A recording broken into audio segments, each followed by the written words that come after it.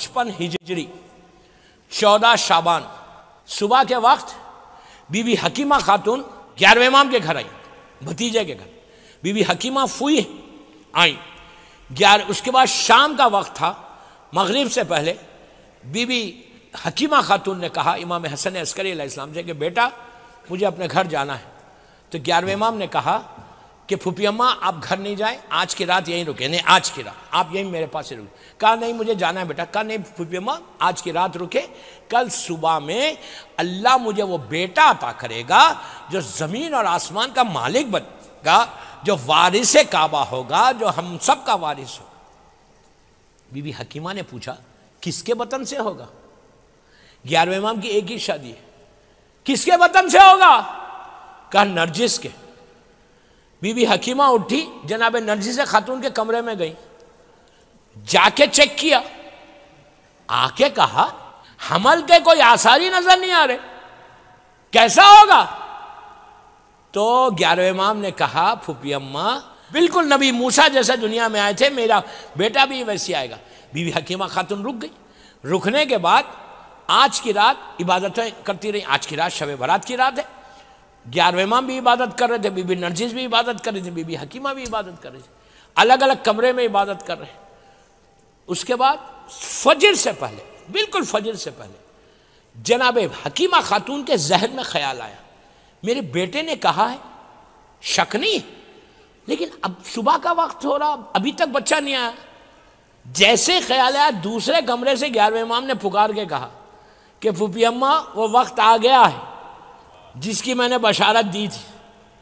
اس کے بعد حکیمہ خاتون یہ کہتی کہ میں نرجس کے کمرے میں گئی، بالکل فجر سے تھوڑی دیر پہلے حمل ظاہر ہوا، اور بی بی نرجس خاتون ان کو تو پتا تھا ہوئی، میں اس کو بالکل بہت احتیاط سے پڑھ رہا۔ اس کے بعد کہتی ہے بی بی حکیمہ کہ پورا کمرہ نور سے منور ہو گیا، پورا کمرے میں روشنی۔ دیکھیں آج کے زمانے میں اتنی لائٹ ہے کوئی پرواہ نہیں، اور 10 لائٹ لگ جائے تو کوئی ایسا پلٹ کے دیکھے گا بھی نہیں۔ اس زمانے میں اتنی لائٹ نہیں ہوتی تھی، ایک کینڈل ہوتی تھی، پورا کمرہ پورا روشن ہو گیا کہ آنکھوں سے دکھ رہا نہیں۔ بی بی حکیمہ کہتی ہیں کہ جیسے ہی روشنی ختم ہوئی میں نے دیکھا کہ ایک چھوٹا سا بچہ اپنی پیشانی کو زمین پہ رکھ کے اللہ کی وحدانیت کا اعلان کر رہا، رسول اللہ کی رسالت کا اعلان کر رہا۔ اس کے بعد امام علی سے لے کے 11ویں امام تک ہر امام کی ولایت کا اعلان کر رہا، یہ کرا۔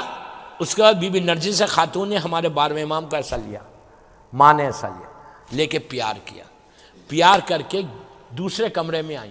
دوسرے کمرے میں 11ویں امام بیٹھے ہوئے تھے، لا کے بیٹے کو ایسا دیا۔